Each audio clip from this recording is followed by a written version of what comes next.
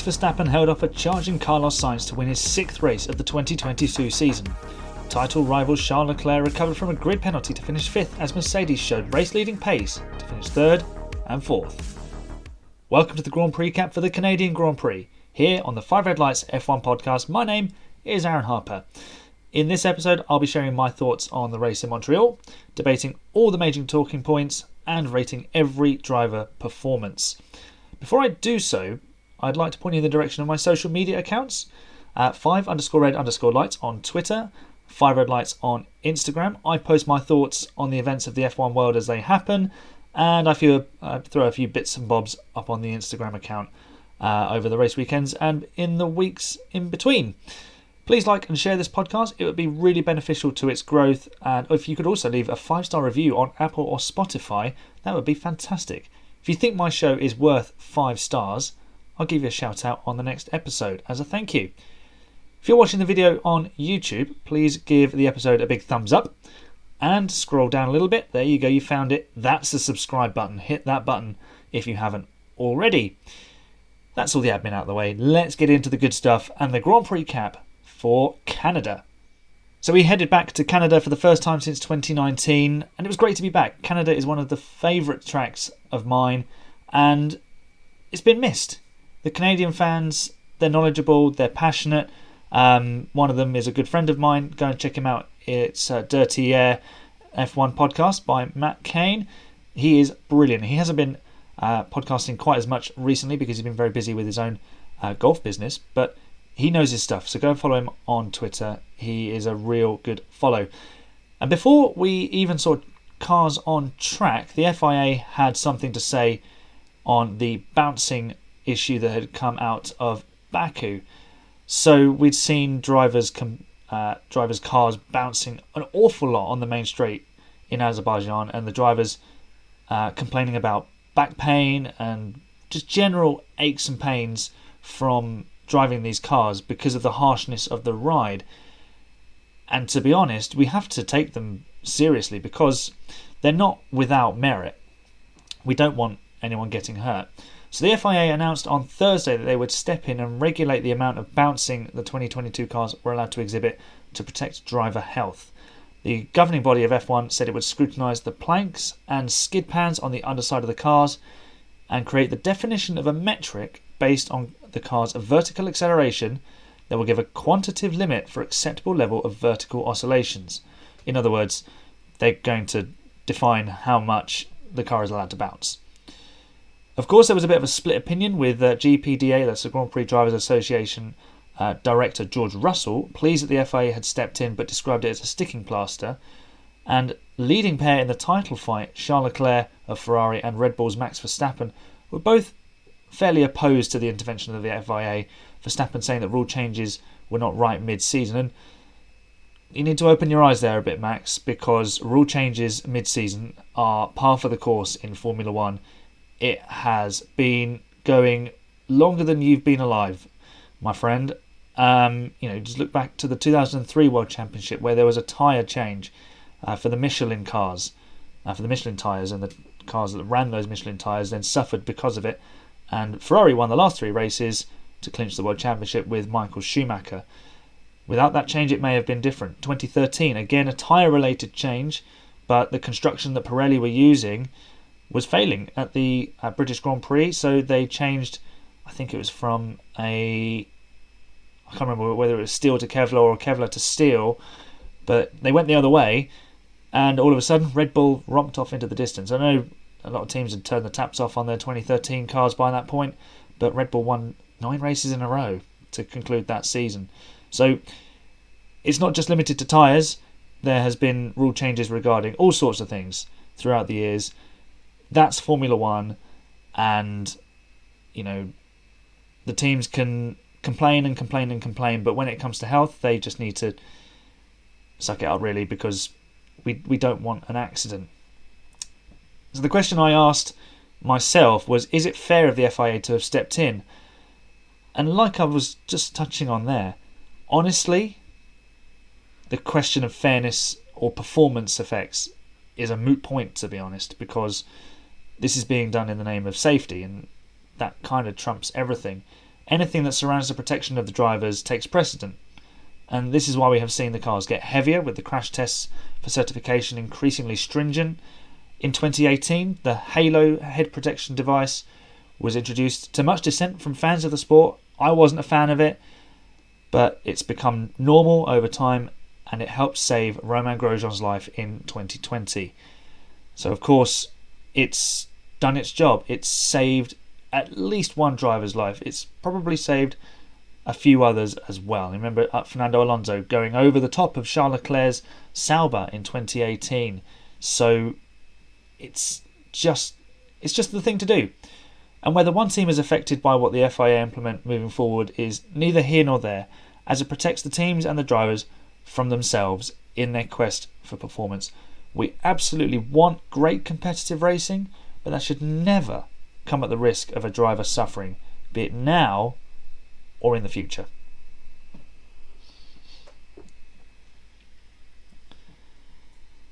So let's look at the weekend as a whole, and well, I say weekend as a whole. Let's look at the race. Verstappen holding off Carlos Sainz at the checkered flag. It was quite an exciting race in the end, and I found it quite intriguing.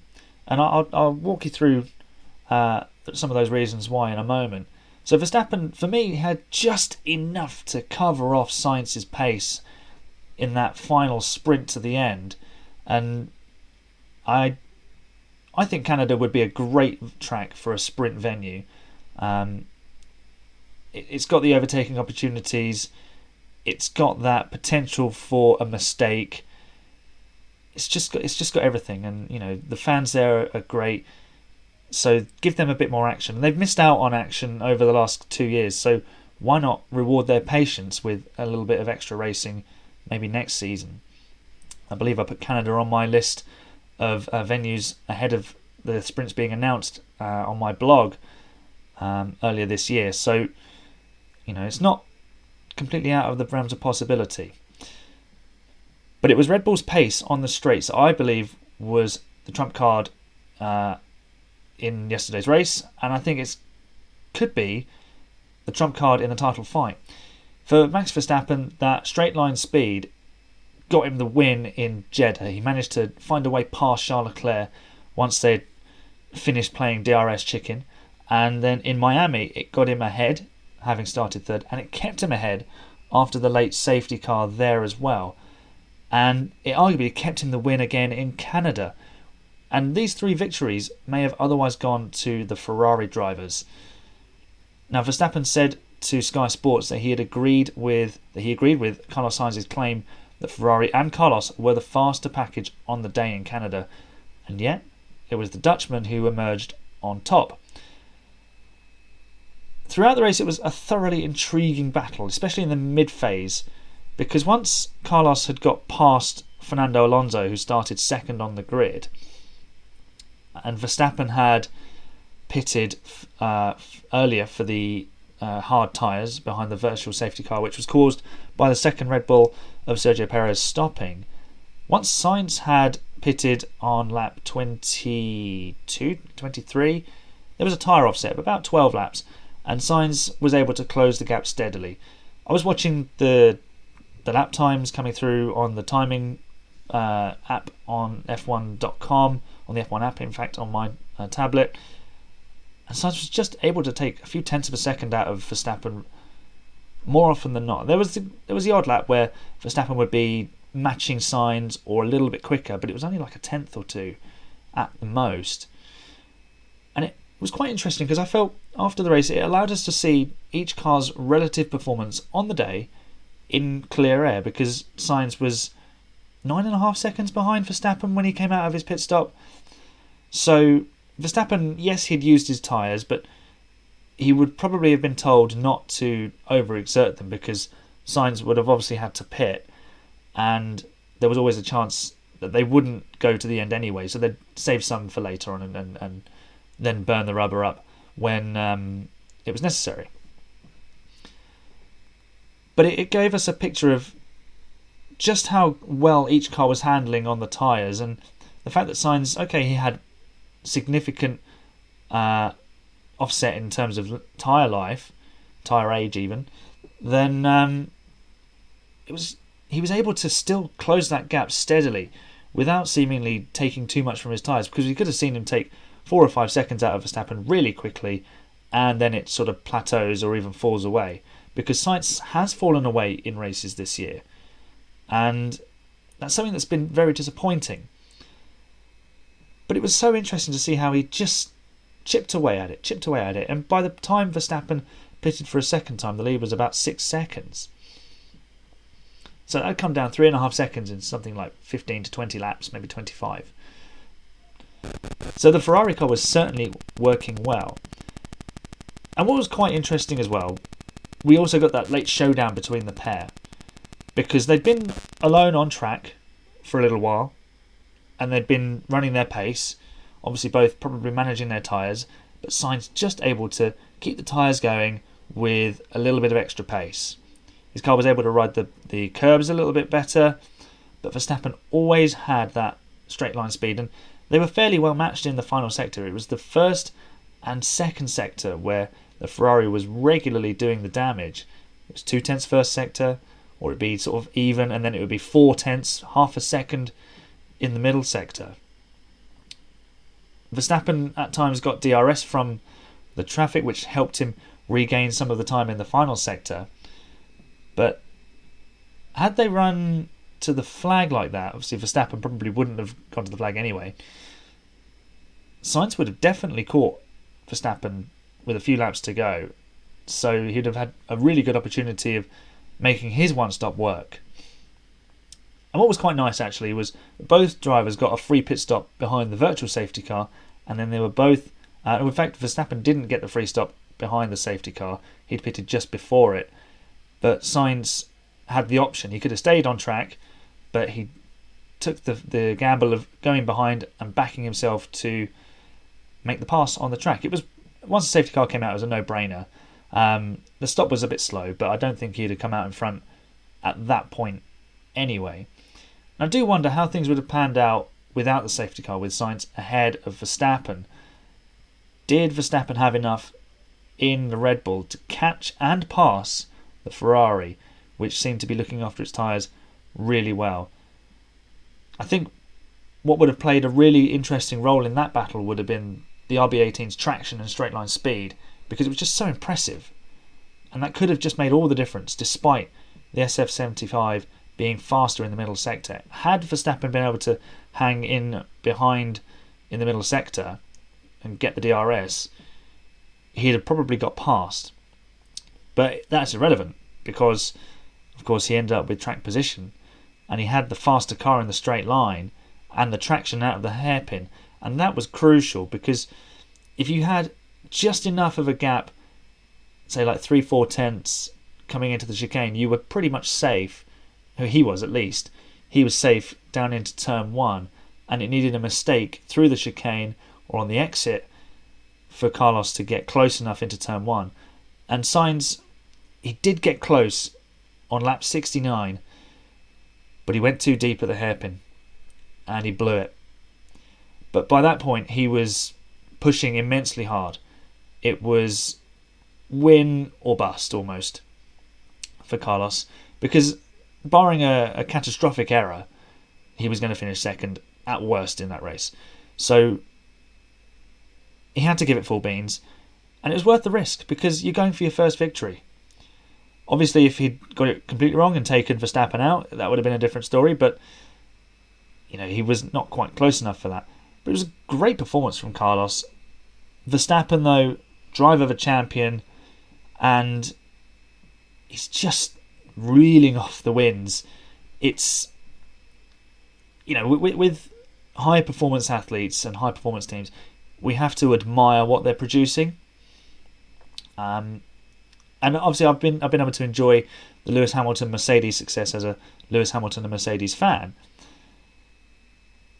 But that doesn't make it any less annoying when any other team does it. But I can admire and applaud high performance. So well done to Red Bull, well done to Max Verstappen.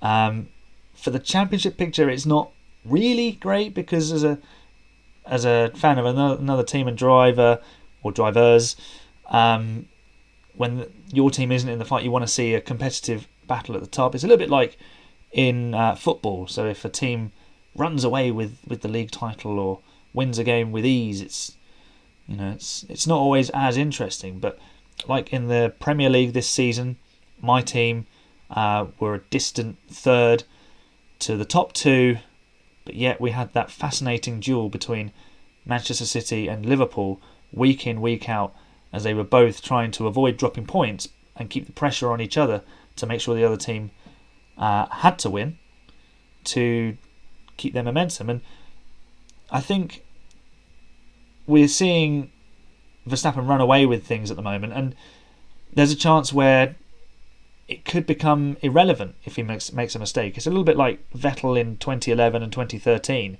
where his mistakes almost go unpunished. And yes, that is part and parcel of doing a very good job throughout the season, that your mistakes and errors then are less costly. But from a competitive standpoint, and a competitive viewpoint, as a fan, we want to see drivers pushing all the time, and that little bit of pressure that says if you make a mistake, you're going to pay for it. So fingers crossed that the title battle does close up a little bit. Obviously, we don't want to see drivers just like their seasons fall apart or anything, but it would be nice to see a closer title fight rather than one driver run away with it. And I'd say that even if it was Charles Leclerc running away with things, because we want to be entertained by the sport that we are watching. Let's switch over to Mercedes for a moment, and they're developing some consistency at last. And the car, while the Red Bull and Ferrari have had their reliability issues, the W13 is actually a good runner in terms of it gets to the checkered flag. I mean, that might be because they're driving slowly or whatever, but it's definitely doing its best to shake itself to pieces, and it's kind of surviving itself, if that makes sense. And yet Mercedes have now picked up third and fourth in both of the last two races, despite really tough weekends in terms of setting the car up. Lewis Hamilton said after the race that the car has a really small operational window, and if it's outside of that, then it's just all over the place. But it seemed that on race day, the car was in the sweet spot, and if the sweet spot is really small and they can get it in there, it is quick enough to match the Red Bull. Because after Verstappen and Hamilton had pitted for the second time, because they ran very similar strategies, Verstappen would come across the line and set a fastest lap. Hamilton would either be just behind it or he'd actually beat it by a tenth or two. And I think this is the best performance we've seen from Lewis this season. But rewind to Friday, where he was calling the car undrivable, and there was that slightly emotional interview after practice on Friday where he just said nothing we do works.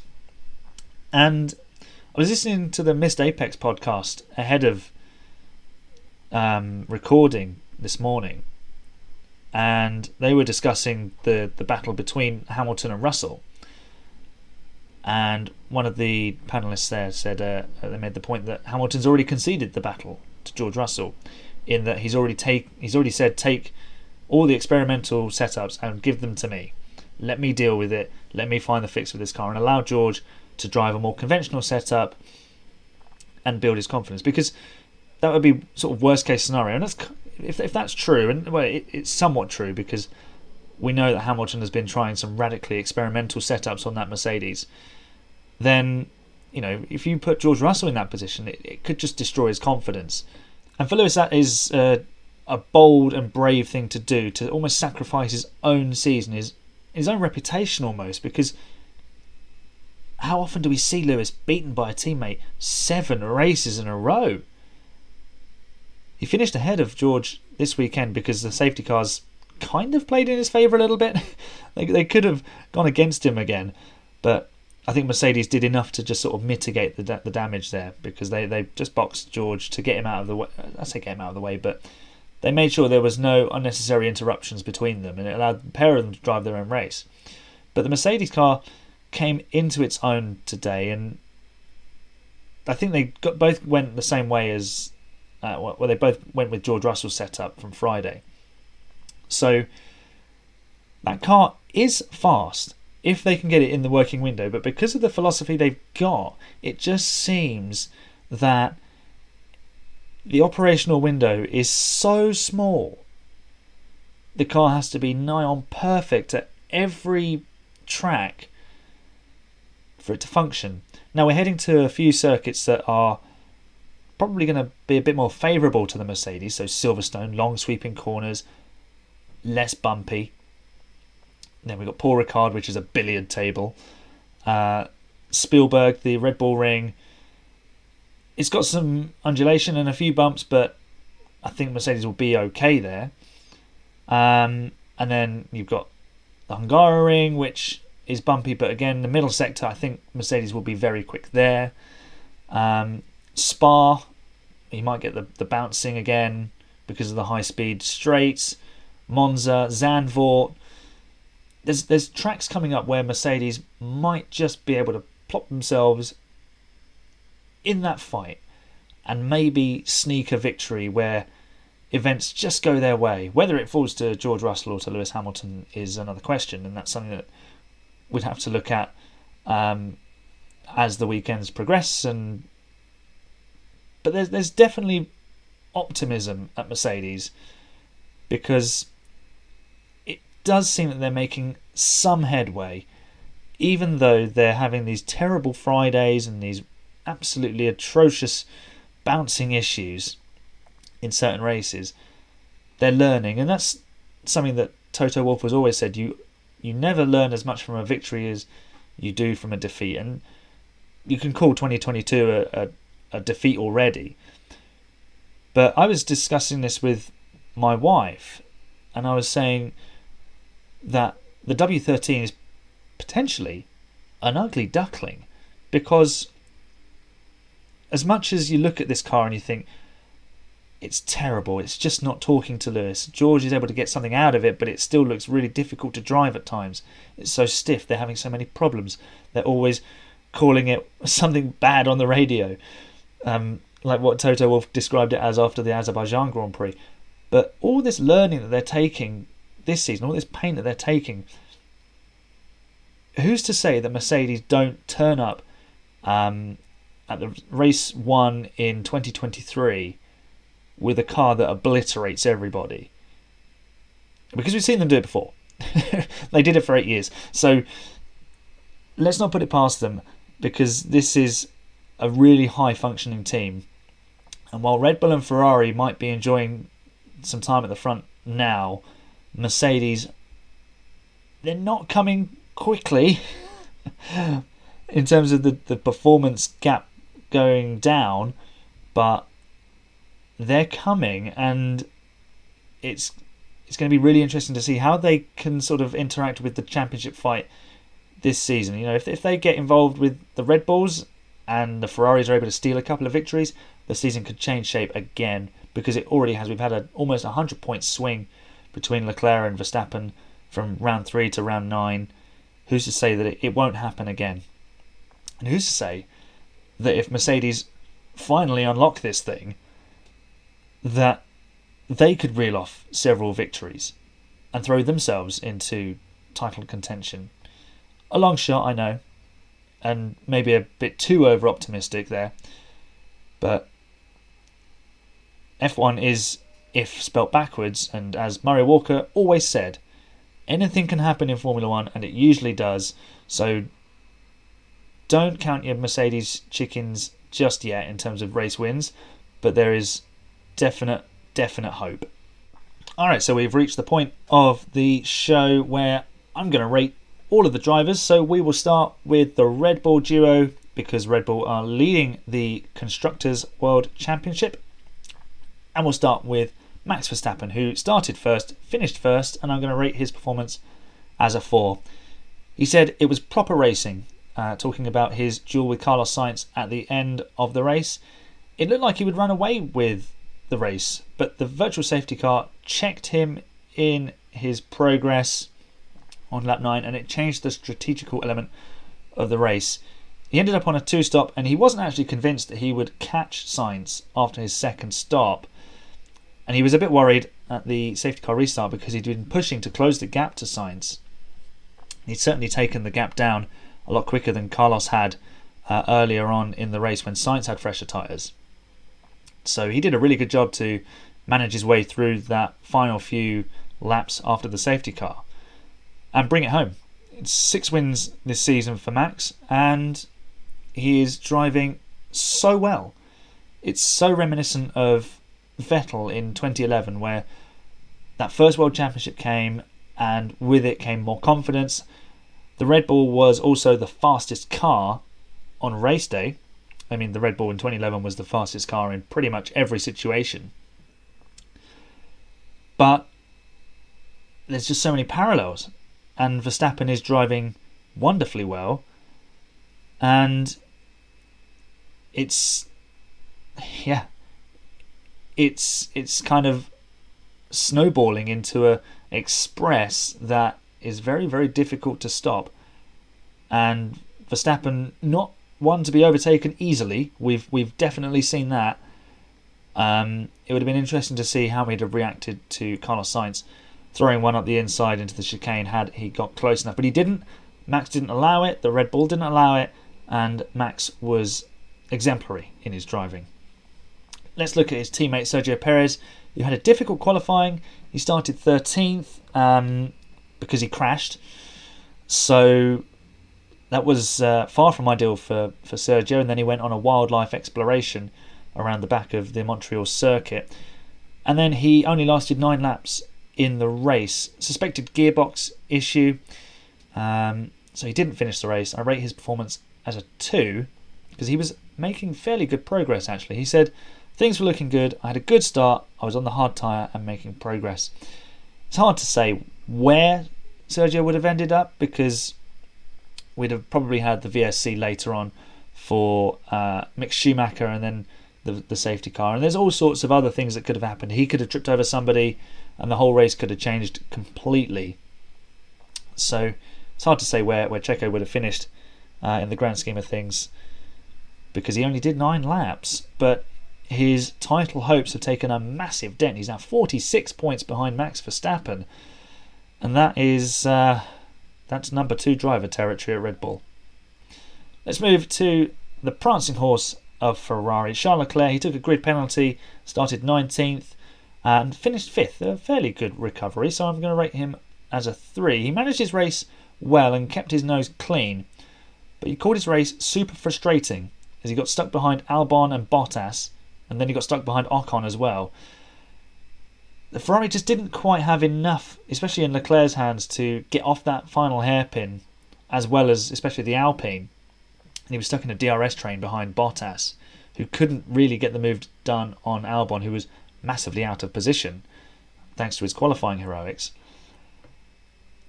But I think Leclerc of old might have just got a bit frustrated and lunged and tried to force it. But he, like I said, he managed his race well. He kept his nose clean. And he came in for valuable points, but they're not enough because Verstappen keeps winning. And he's lost another 15 points, having lost 25 in the previous round. Potentially 25 last time out. So, that's 40 points that are potentially just gone for Charles Leclerc. Obviously, he wouldn't have made a 25-point gain on Verstappen in Baku. So it's probably more like 20-odd points that have gone away in terms of the championship gap. But in terms of Charles' points on the board, 40-odd points gone. That is seriously damaging to a title fight. His teammate, though, Carlos Sainz, he started 3rd. A little mistake on his exit of the final chicane in qualifying stopped him being on the front row, I think. But he did finish 2nd. I rate his performance as a 4.5. He's the top performer of the day. He says P1 was very close today. And was certainly, for the first time this year, the fastest man on track. As I said, his best performance of the season. Hopefully this is a catalyst for his season to build some momentum. And I agree with Carlos's assessment, as did Max Verstappen, as I mentioned earlier, that Sainz was the fastest man on the track today. His Ferrari just didn't have the the capacity to match the Red Bull where it mattered, though.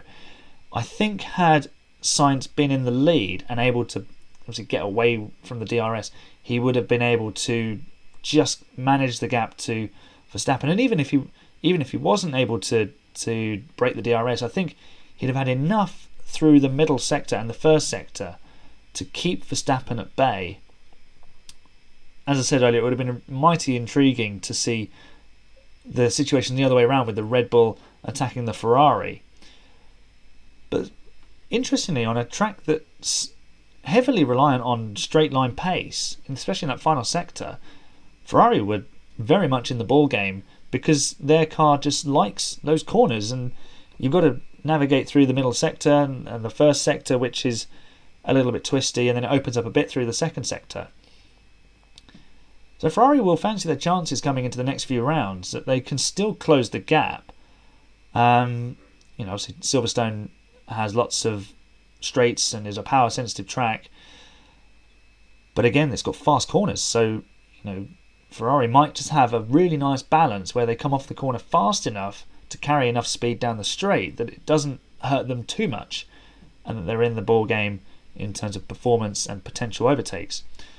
And for Carlos, that is good news, because he needs to build some momentum and get himself back in the title hunt, or at least get himself closer to Charles Leclerc in terms of the points, so that if Ferrari need to make a decision, they can put themselves around him. And also, he simply needs to get that first victory, and he was so close.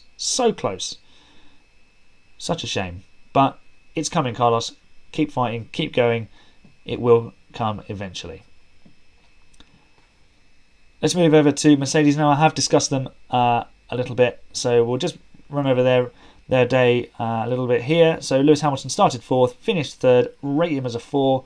He said, the guys at the front are a little bit quick for us at the moment. I was giving it everything, but we're getting closer. They are getting closer, and Silverstone might be somewhere where they can be close enough to just pick off one of those cars ahead of them, like they did in Barcelona.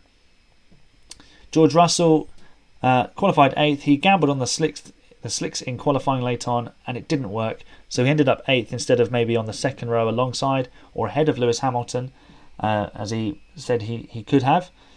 But he finished 4th, and I rate his performance as a 4. He said, our race pace was closer to Ferrari and Red Bull than we've seen all season, but we've had performance issues and they haven't.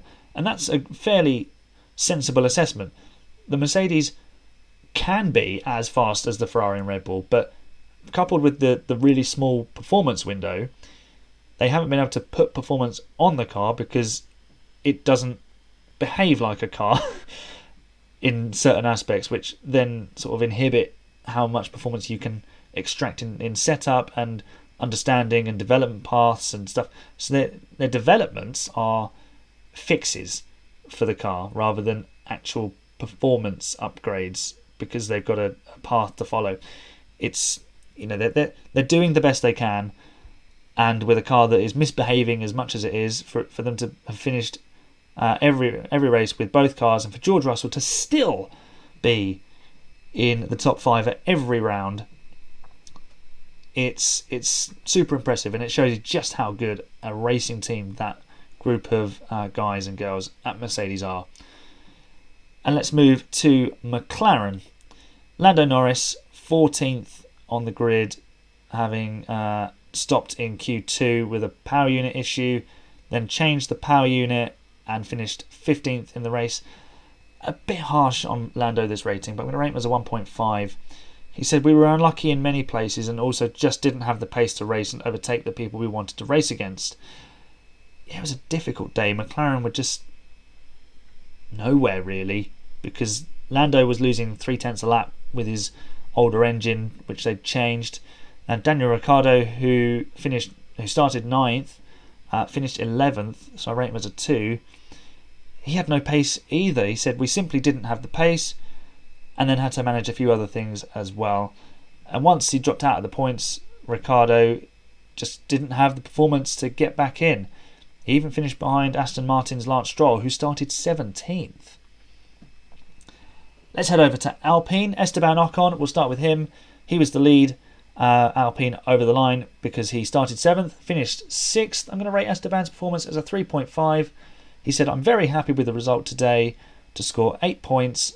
The team did a great job with the car, with the strategy, and it was all well managed overall. Nice race from Esteban, who did a great blocker job on Charles Leclerc to keep that track position. He did lose the position after the safety car, but that was probably to be expected. He just kind of appeared in the top 6. He just ran there the whole race, slightly anonymous, and picked up his 6th place as a reward. So a neat and tidy race from Esteban. But it was a different story for his teammate Fernando Alonso, who produced possibly the lap of the weekend, bar Verstappen's pole position lap, to qualify 2nd on the grid, and then he finished 9th. I'm going to rate him as a 3 because that qualifying performance was just stunning. Brilliant from Fernando. He's still got it. He picked up a 5-second time penalty for weaving, though, which demoted him from 7th on the track to 9th in the standings. He said, I think this weekend we deserve better than 9th position, but it's still good for both cars to score points in the end. We ultimately lost a big opportunity to fight for a potential podium, as I felt like I had the pace to do so.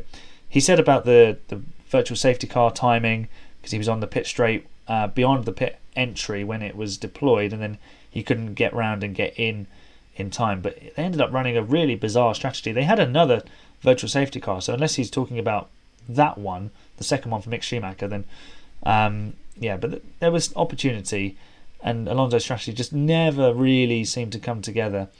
He said he'd go maximum attack on Max Verstappen, but he didn't make a very good start, and then he was easily overtaken by Sainz on lap 2, and then he was eaten up by Lewis Hamilton. And for a car that had such prodigious straight line speed, it was really surprising, especially in Alonso's hands. So disappointing weekend for Fernando overall, but a much happier weekend at Alfa Romeo. Valtteri Bottas started 11th, finished 7th thanks to Alonso's time penalty for weaving in defence of the Finn on the final lap. So I'm going to rate Valtteri as a 3. He said it's always good to get double points, particularly after a couple of races, but a couple of difficult races even. But the most important thing was to see that we could fight the cars around us and that we are back at the level we had at the start of the season. Nice job from Bottas. Recovered well because he was out-qualified by his teammate Zhou Guanyu. Neat and tidy stuff from Bottas. Eventually made the move on Albon, which opened up his race, and he never looked back from there. Talking of Zhou Guanyu, started 10th, his first appearance in Q3, and he finished a fabulous 8th. He did cross the line on the track in 9th, but bumped up because of Alonso's penalty. I'm going to rate Zhou Guanyu as a 4. I thought he was excellent this weekend. He said, we did everything correctly on track, and with the strategy, we got stuck behind Lance for a while, but nevertheless, we had a clean, fast progress over the weekend. Yeah, I completely agree with that. He was neat and tidy. He did get a bit frustrated behind Lance, but he didn't make that rookie error of trying to send it up the inside when it wasn't there. So, smart thinking from Zhou, managing his race, and he allowed everything to come to him later on. And the car got to the end, which it hasn't done in many of the last few races. He's had rotten luck with failures to finish. The Ferrari power unit in the back of that car has been very unhappy over the last few weeks.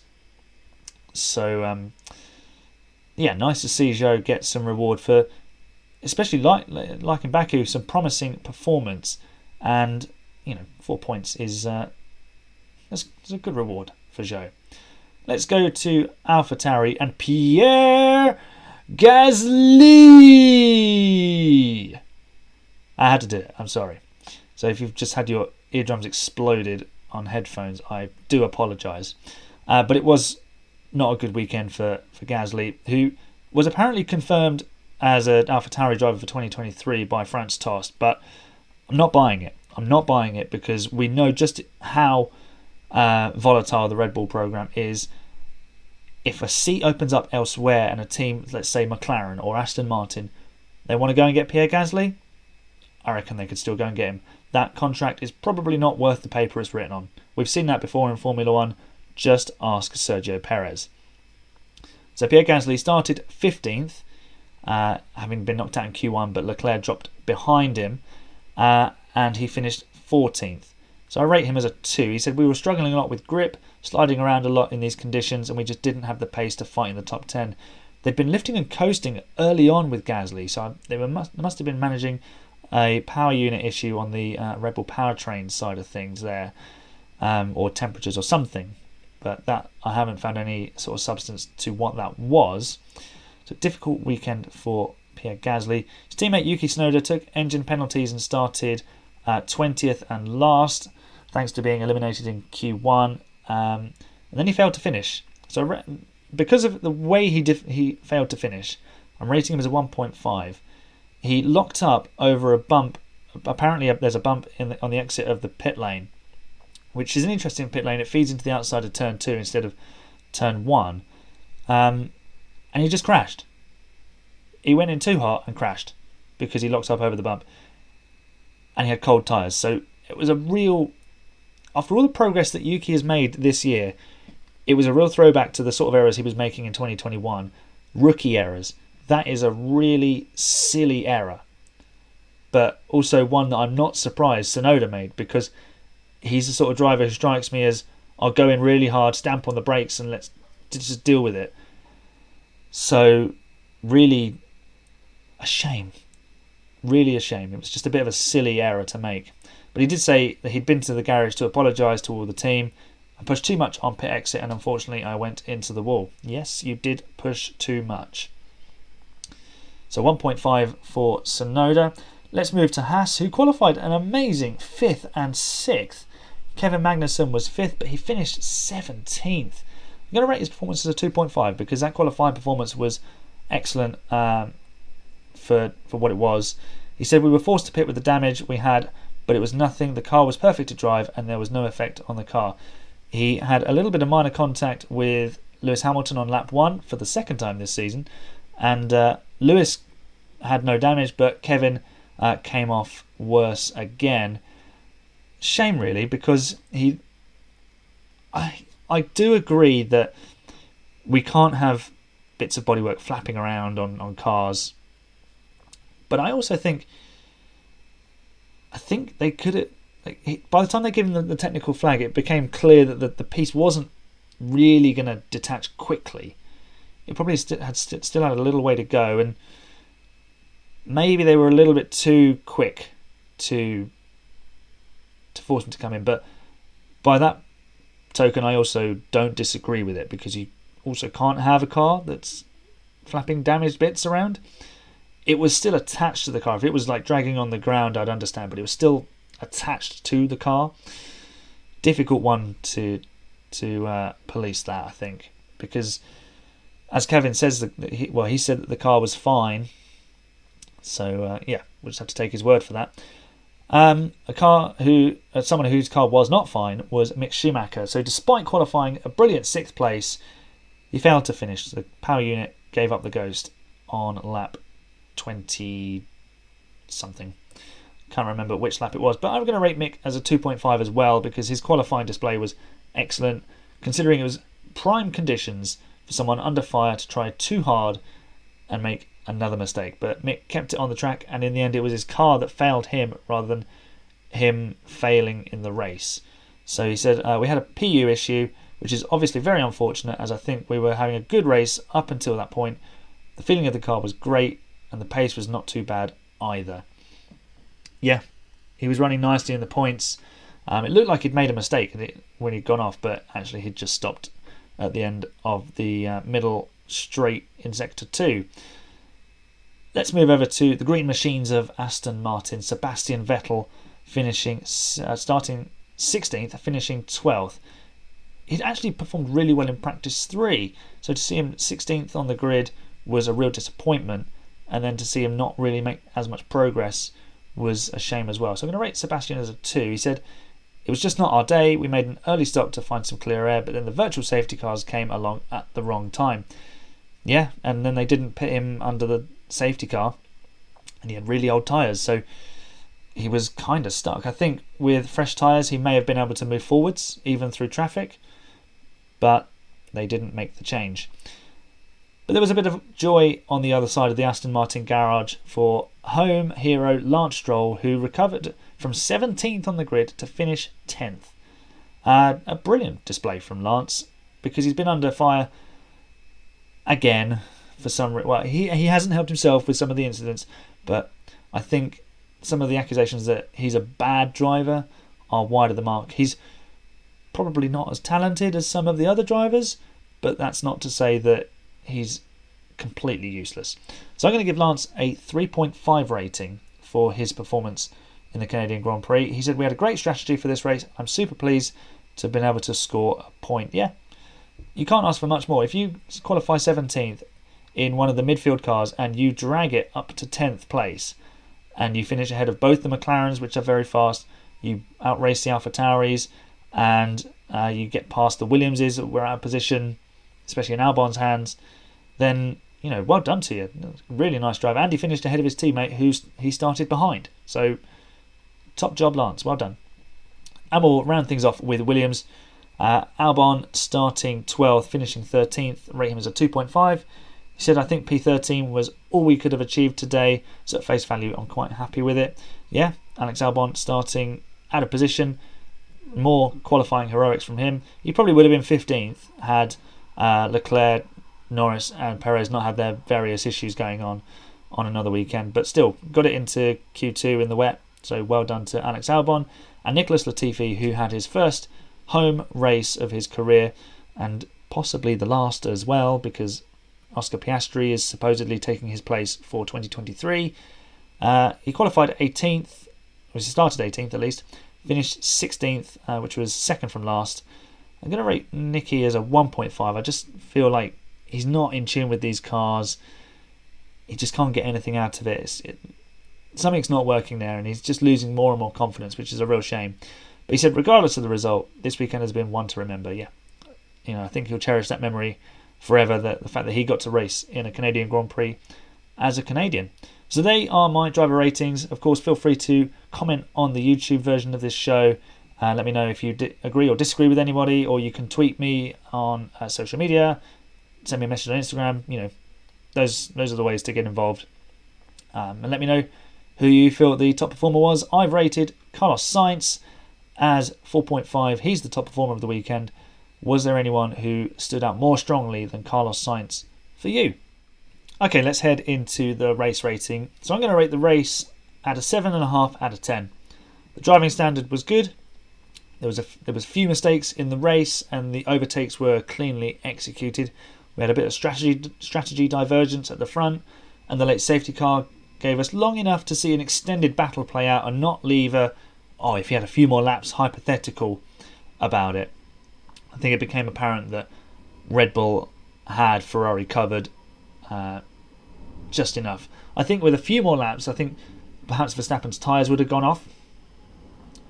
So it would have been interesting to see how that played out. But again, I think we'd seen long enough that Verstappen had the pace to manage Sainz and keep him behind. It was fascinating, like I said, watching the timing screens in the middle section of the race as Sainz edged closer and closer to Verstappen. And he did have that tyre offset, but he was steadily taking 3 to 5 tenths out of the Red Bull, and that was impressive. It was a really good drive from Carlos Sainz. Now, I'm involved with the Formula 1 Grid Talk podcast, and I put the question of rating the race to my fellow panellists there. Here's what they had to say. Ruby Price gave the race a 7 out of 10, as did Owen Medford, Louis Edwards and Everything F1's Tom Downey, all citing the safety car helping liven up the race towards the end. Hit the Apex's Jawad Yacoub also gave the race 7 out of 10. He described Verstappen's drive as a champion's drive.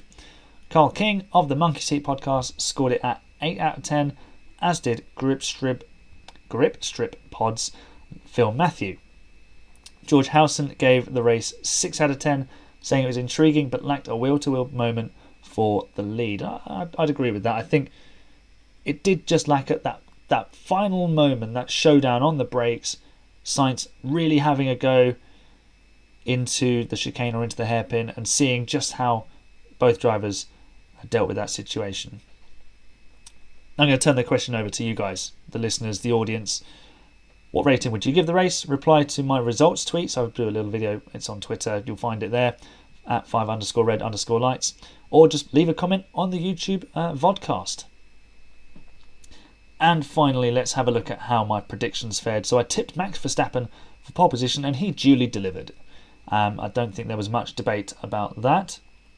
My podium prediction of Verstappen, Perez and Sainz was taken apart by Perez's DNF, but it did allow Lewis Hamilton to finish P3, so 1 out of 3 there. My bold prediction of one Mercedes not making it into Q3 was wide of the mark, which was pleasing as I'd had low expectations of their Saturday pace, especially when it was raining, because they seemed to struggle getting heat in the tyres. But they did really well, really well done. And I think if George had gone on the intermediates, they'd have probably ended up 3rd and 4th, 3rd and 5th, maybe something like that. One of my other bold predictions was Lance Stroll for points. Well, he did get a single point, so that's a winner in that respect. And I said a minimum of 1 safety car in the race. So thanks to Yuki Tsunoda, this was also a winner too. And that is the end of the show. The checkered flag is now waving on this episode. Thank you so much for joining me. I hope you enjoyed this episode. To find more from me, you can check out f1chronicle.com and insidef2.com, where I contribute articles on their race weekends. If you like this episode, of course, please rate it on Apple or Spotify. And if you're watching the episode on YouTube, please scroll down, hit the like button, hit the subscribe button. It'd be fantastically helpful, and I'll give a shout out to any of those of you who do rate the show on Apple or Spotify, or if you subscribe to the show and it pops up that I can see that you're a new subscriber, I will of course give you a shout out and say thank you. Between now and the next Formula 1 race, I will be watching round 10 of the Formula E season in Marrakesh and IndyCar's 9th round at Mid-Ohio. If you made it to this section of the show, let me know in the comments of what racing you'll be watching between now and the British Grand Prix at Silverstone. F1 is coming home, and well, will Mercedes be in the fight? That's the big question. And can Ferrari respond? Or will it be Super 7 for Red Bull at Silverstone? We'll wait and see. Enjoy the racing next weekend. I will see you when the 5 red lights go out.